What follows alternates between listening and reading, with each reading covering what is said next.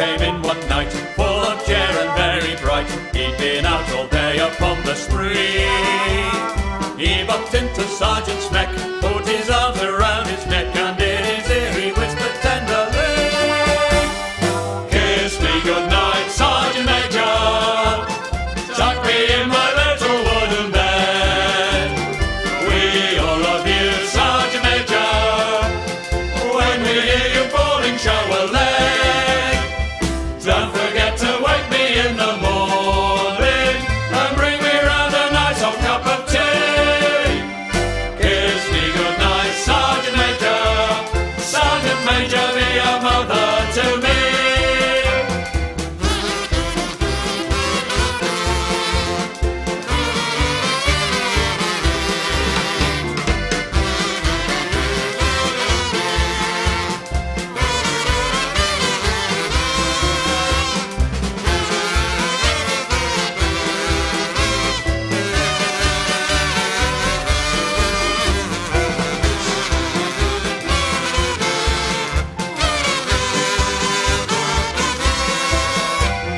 Kiss me goodnight, Sergeant Major.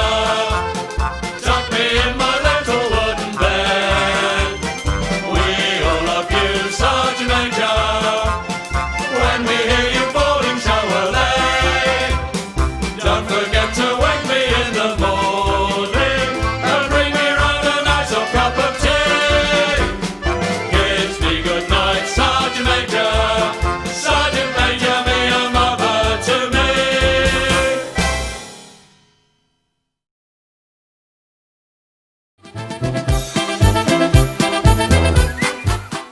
Hello friends and gamers, welcome to the Fortress. Today we're going to be doing a strategic briefing for the Allied turn 4. So I wanted to touch on the convoy escort and defense, but right now it's gotten to be a little bit beyond that because the Axis powers made some pretty dramatic moves this turn.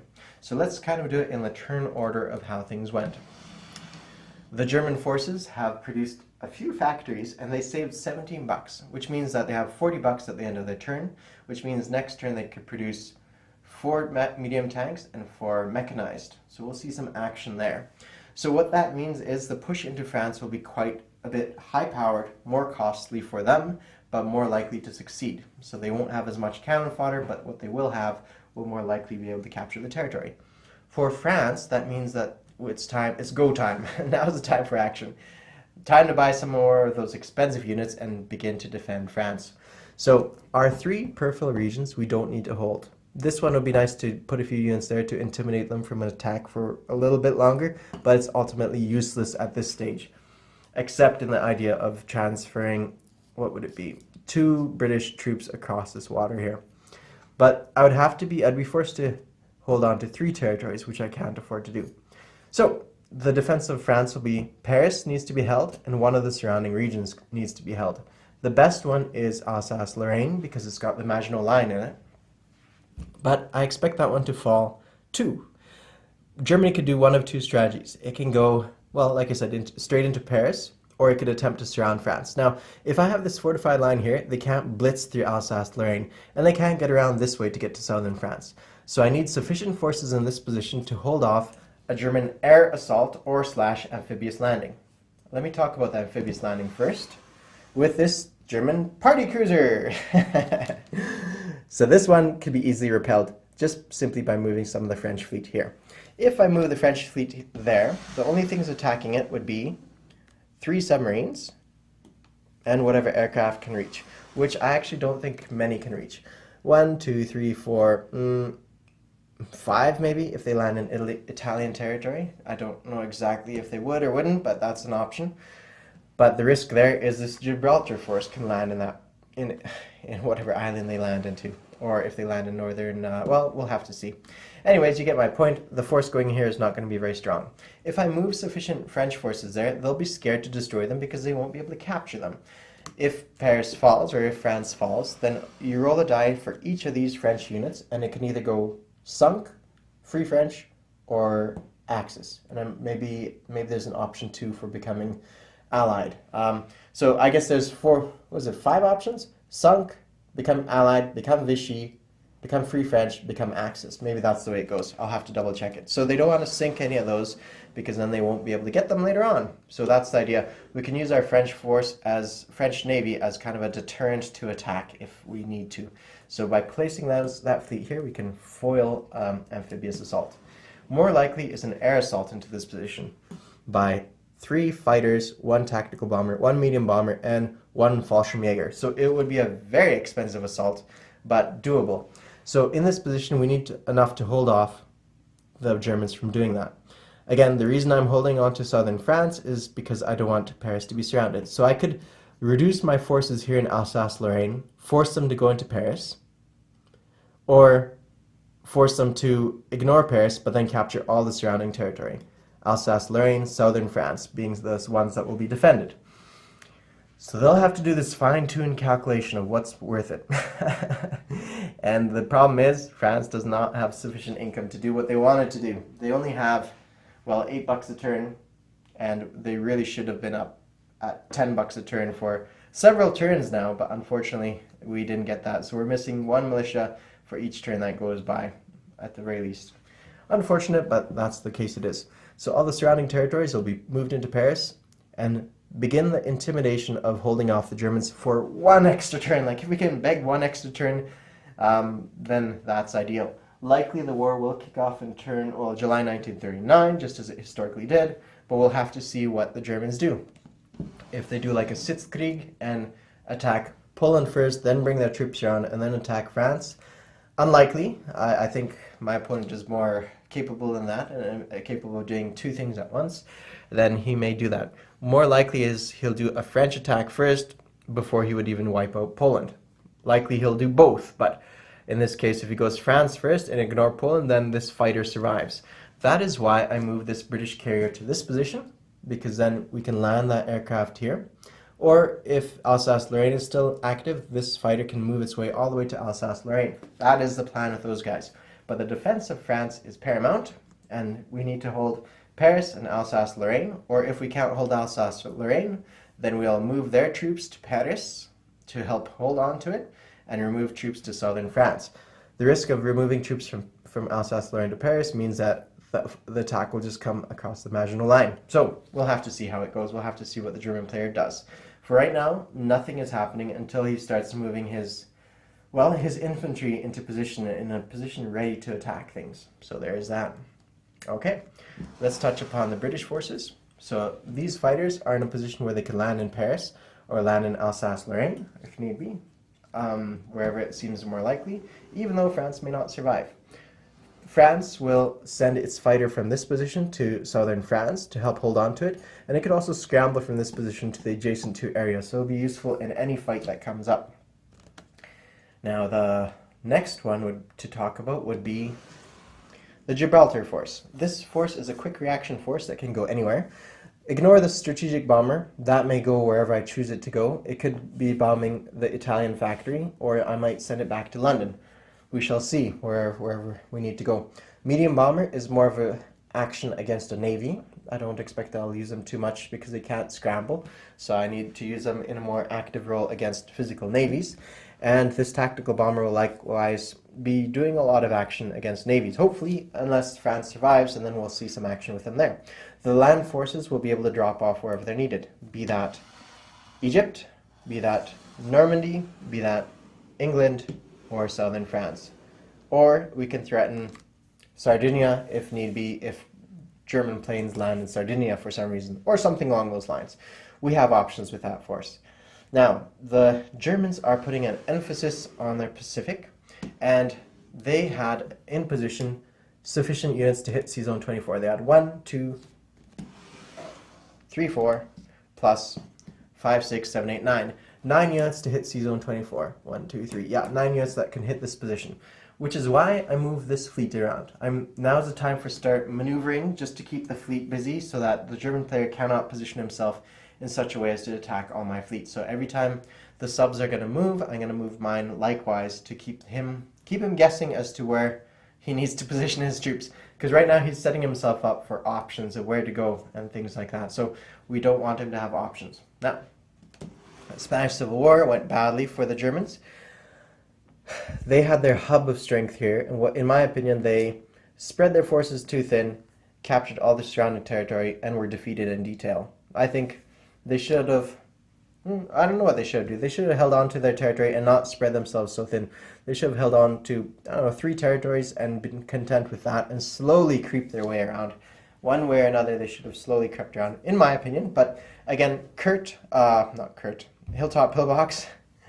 Hilltop Pillbox has been very lucky with his die rolls and been very successful all across the board. So there may have been nothing that the Nationalists could have done anyways.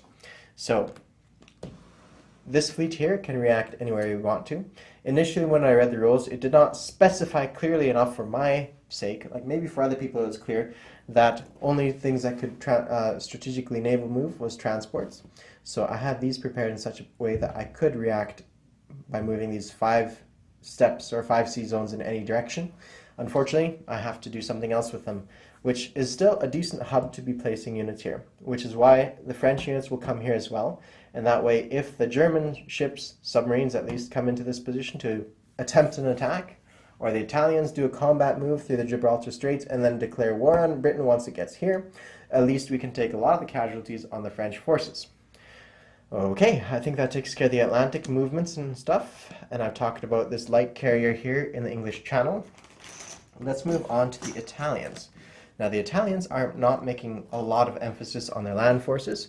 I expect next turn they're going to start producing units here, but not that many. They're not going to make an attempt into France. They might place, what would it be, 2 units here and work on their battleship, but I don't think it's likely that they're going to make an attempt into France. But we need to protect a little bit from that. The Italian fleet is where it's at. They're building up the Italian fleet, and now I want to state that the Suez Canal, you can't combat move through the Suez Canal. The Italians can't.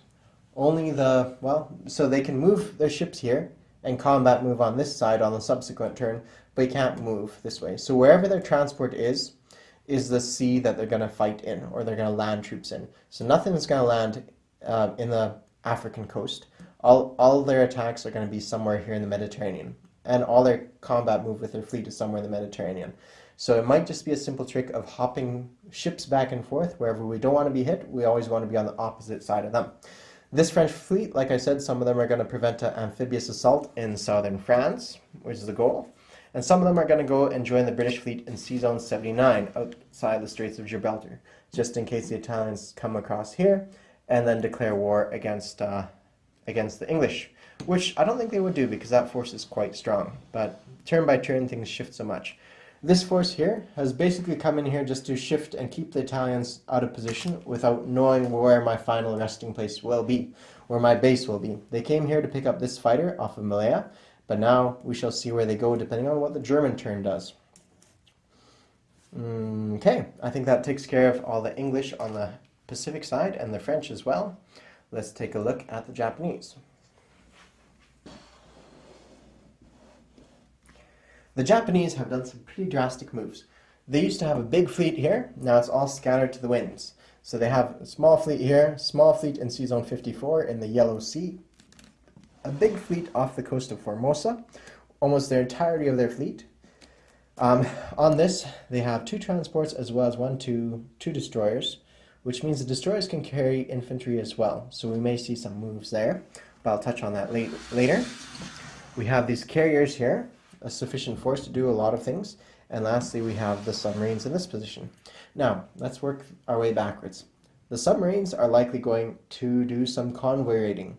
Convoy raiding is more lucrative in the Atlantic and the Mediterranean and on the west coast of Africa, as well as this is where 3 here. So that's probably where they're heading off to also support the Italians. I expect something along those lines, to tag up or team up with the Italians and do whatever they do, I suspect. But we shall see about those. The carrier fleet is more questionable. They're very versatile. They can go three steps in any direction. So we can see some action, 1, 2, 3, 4. They can see some action here in India, in Southeast Asia, or in the Money Islands, as they're called, or Dutch East Indies. Now, I think that's the ultimate goal, because if the Japanese declare war on Britain, it's 5d12 for the USA. Instead, they might actually come and take out these islands. They have wartime bonuses with them, as well as just the value of the territories. It's 1, 2, 3, 4, 5, 6, 7, 8, 9 bucks they can get from this. Plus their wartime bonuses adds another 1, 2, 3, 4. So you're looking at 13 bucks they can get from this here. Well worth it in my opinion. Let me quickly touch on the French forces here, these submarines. They're on their way to Japanese convoy lines because the Japanese convoy lines are not unsubstantial. They're worth 5 and 5, so we can knock them down there. And it would also attract some of the Japanese forces back in this direction because with Japanese forces in India, we are reacting by coming this direction and forcing the Japanese to divert some of their destroyers and their aircraft back in this way. Of course, the French may not survive, so we shall see in that circumstance. So this force here, the transports can move 3 from this position, so 1, 2, 3. They can go as far as Java. They can hit all the Money Islands from that position. The destroyers can also carry 2 infantry, so they're set. Up here we have 2 transports, and they can hit some of these upper islands. So we will see next turn likely a large attack against the Dutch East Indies. That is my expectation. We likely won't see an attack against Malaya, but currently we have 4 infantry and 2 militia. We have a coastal artillery and a fortified line. So we'll get 2 dice 6 or 2 dice 5 from the fortified line. This gets, 3 dice at 3 against transports and bombarding ships and all this, so it's a nice enough force that's going to intimidate the Japanese from coming. I think perhaps they will. The Japanese may just as easily head for Calcutta, which they can reach from that position. And in Calcutta, we're a little bit weaker. We have 4 infantry and 1 militia. It's a city zone, so we get a +1 for all our land units, but they'll be amphibiously assaulting. Of course, they'll still dominate and win here, but at the very least, we can react in this area by producing infantry. We could lend-lease units to this position as well.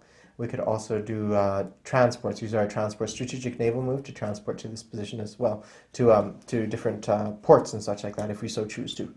So we can do some nonsense in this area and hold off. More of a battleground in this area, whereas in Malaya, it's a jungle territory as well. Is it a jungle territory? No, it's a mountain territory, it looks like. A mountain territory, so it's just tough enough that they may not actually attack that area. Okay, like I said though, my expectation is they're going to go for the Dutch East Indies, capture that territory. Let's take a look at the Chinese. Now the Chinese have always been in a really tough position straight from the start. So the CCP has lined up to capture my territory. After the KMT's much diplomatic overtures to the Japanese, they refused to invade, and even our open door policy, hoping that they'd invade Shantung in turn 1 or turn 2, they refused that open door and have done other things instead. So we found ourselves evolving from a snapping turtle strategy to a strategy that we should call the retreating tiger. Let's call it that. Retreating tiger, where we're preserving our strength and moving into the mountains. So we're evacuating Nanking and Shantung, hoping that the Japanese do invade there still. And if they don't, then next turn we'll try to move into Qichao and Kwangtung. Now, we came to an agreement with CCP where they insist that they do not want to kill us. They do not want to wipe us off the face of the map. And this is, I have audio recordings, guys. It's legitimate. The CCP don't want to wipe out the KMT. They want them to be a force in being. So they say they will allow us to take out Kwangtung and Yunnan. They just need to capture my territory, evolve their major power, and then they'll withdraw their militia. We may not wait that long. We may wait, well, on the next turn, if they move these infantry to Yunnan, then we may use our two cavalry plus our infantry to march into this position. We also have the option of lend-leasing from the Canadians a fighter, which could arrive here in Nanking. If we do that, because their turn would go first, then we can use that fighter to also assist in this battle. But we shall see after the Japanese turn how they react and what they do. So the CCP is out to get and evolve to a major power, and there's nothing the KMT can do. And the Allies, all they can do is lend-lease, but if they lend-lease, then they're hurting themselves on the other front. So we are doing nothing as the KMT, and just withdrawing into the mountains is our goal. And hopefully the CCP will allow us to capture this territory and allow us to move into Yunnan as well. And if not, then we'll have to battle for it if the odds are with us. And we'll hold on to a mountainous territory. We'll be adjacent to Hong Kong, which if the Japanese take it, then we may possibly get a chance to take it back. And then we'll have $2 from here and $2 from Hong Kong itself. If we take it as well, we'll have a nice port, like we have 2 ports here, but at that point we'll have the city bonus for our defense of our militia or infantry, whatever it is there. We may also snag Hainan later on too and start putting a few units on there to the defense of that. We shall see though. We'll see what the CCP allow us to do. If the Japanese do invade, we'll get to align our last warlord either in Xinjiang or Tibet. We shall see if that even happens. Who knows at this stage what will happen. And that takes care of the Chinese and what their strategy is. A retreating tiger into the mountains to defendable positions where they can hopefully last a few turns, and perhaps they can capture territory where they can receive lend-lease from and begin to start to recapture some of their territory. Now we've covered the Japanese, we've covered the Chinese. Let's touch upon the FEC. The FEC simply wants to hold on to this territory and hold on to this territory. Those are our two goals. This one because of the factory, and this one because it's such a defendable location and we can afford to get two territories. I'd actually rather, between the two, us lose this territory, even though we'd lose the factory, because we can still have a battleground to fight over, whereas once we lose this, it's done. It's done and we're not taken back for a few turns. But that is their strategy, to hold on to those two territories and continue building up. The Anzac will have, they've fortified this position. Now, the reason they have, even though it's only worth $1, $1 is not very much. Part of the reason is we're playing with what we call tournament rules, and part of the reason is there was a campaign here called the Kokoda Trail, and if I manage to hold one of these territories until the end of the game without losing both for one full turn, then I could get a victory prestige point. So we're playing with this as a bit of a trial run for the tournament and seeing what I need to change up. The Japanese also have some sort of prestige point that if they capture a certain amount of these territories, they would get the advantage, they would get their prestige points. So that is part of the reason why I sent them here. And part of the reason is because, well, we can defend Australia from Australia, but it's much more difficult to defend this island later on in the game. So that's why we're holding on to this area here. That is our goal. Let's see if it works out. This fleet will come back here or also help out the British forces. And what we'll start producing here is going to be either a defensive type unit to defend our location here, or we'll produce submarines to help convoy raid the Japanese after the French are either wiped out or become Vichy. Okay, that takes care of the Anzac. Now we're on to the Americans. The Americans don't have much to say for themselves. They can't even move their navy just yet. So they are producing a few infantry here just to put a little bit of pressure on the Japanese. They can't do much anyways until much later in the game. So that's what they did thus far.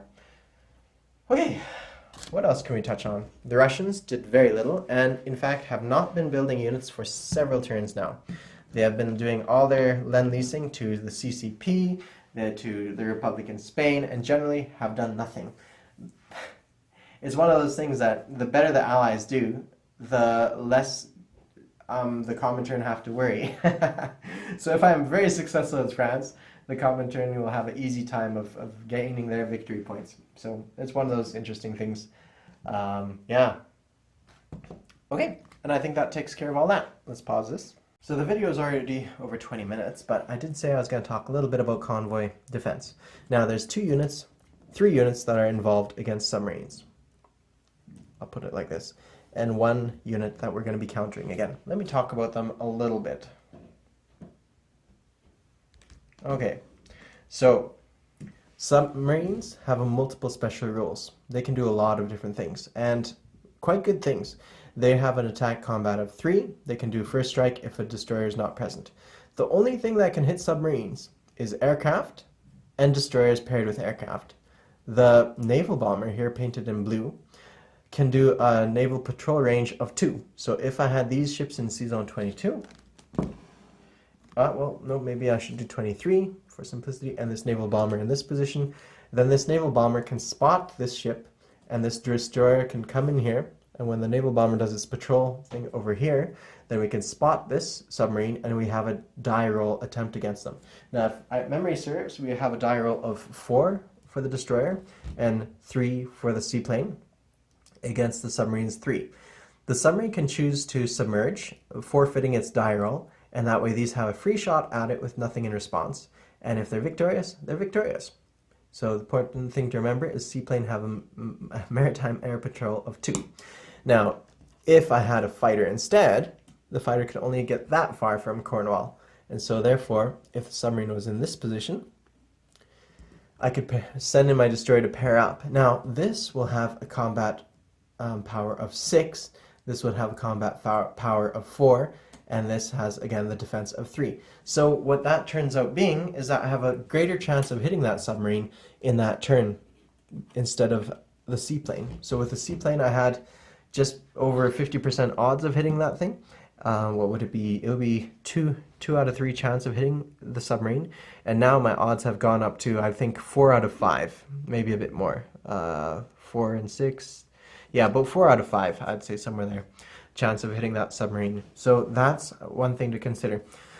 Aircraft are a lot more versatile as well. I can use them in land combat, in the defense of Paris.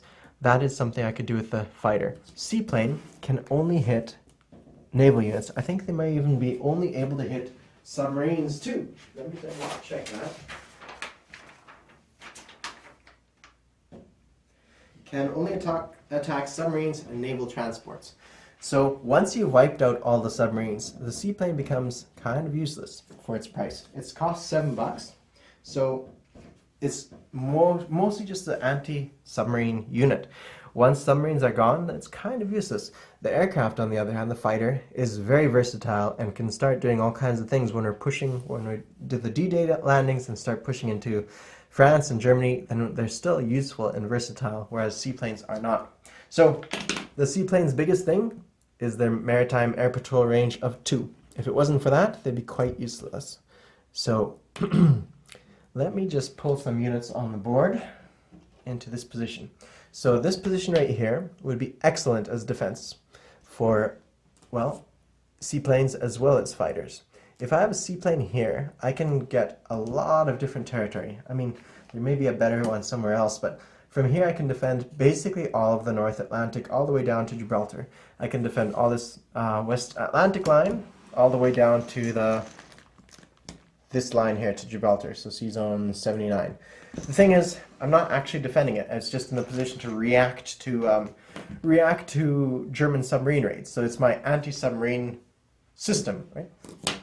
If I had this thing here, then I could only react to only one less. You know, I'm not getting sea zone 21, and I'm not getting this sea zone 79 in the coast of Gibraltar. Oh, sorry, and this one out here in sea zone 24.